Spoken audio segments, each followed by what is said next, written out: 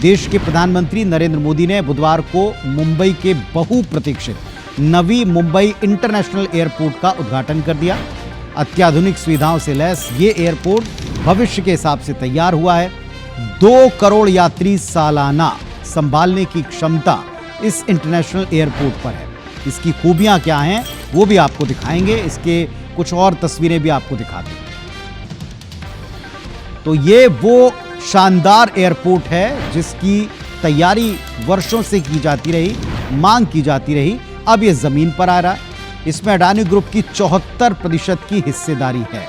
सबसे इंपॉर्टेंट बात यह कि एयरपोर्ट के टर्मिनल को कमल के डिजाइन में पूरा तैयार किया गया, जो पूरी तरह से तैयार हो जाने के बाद रोजाना 300 फ्लाइट्स के ऑपरेशन, टेक ऑफ और लैंडिंग के लिए सक्षम होगा। फर्स्ट फेज में एक टर्मिनल और रनवे बनाया गया है। इसकी क्षमता सालाना 2 करोड़ यात्रियों की है। रोजाना 60 फ्लाइट यहां से उड़ान भर सकती हैं। पहले फेज में 19,647 करोड़ रुपए इस फर्स्ट फेज पर खर्च हुए। इस एयरपोर्ट पर 4 टर्मिनल बनेंगे और सभी फेज पूरे हो जाने के बाद एयरपोर्ट की क्षमता 9 करोड़ यात्रियों की सालाना हो जाएगी। दिसंबर में यहां से रेगुलर फ्लाइट शुरू हो जाने वाली हैं, जिसकी बुकिंग्स भी स्टार्ट हो रही हैं। ये मुंबई का दूसरा इंटरनेशनल एयरपोर्ट होगा। इसका नाम किसान नेता डीबी पाटिल के नाम पर रखा गया है।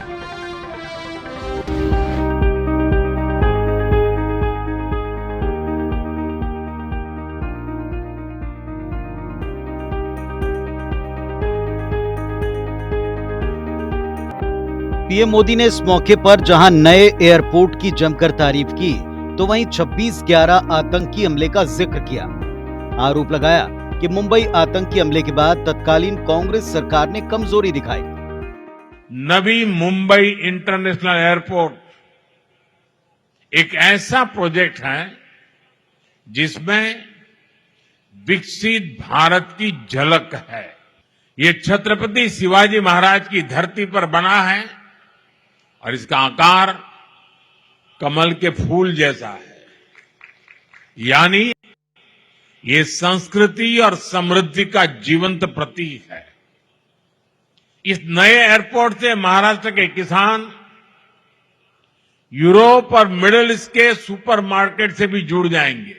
अभी हाल में कांग्रेस के एक बड़े नेता, जो देश के गृह मंत्री तक रह चुके हैं, उन्होंने एक इंटरव्यू में बहुत बड़ा खुलासा किया है। आतंकियों ने भी मुंबई शहर को बड़े हमले के लिए चुना, लेकिन तब जो कांग्रेस की सरकार सत्ता में थी, उसने कमजोरी का मैसेज दिया, आतंकवाद के सामने घुटने टेकने का संदेश दिया।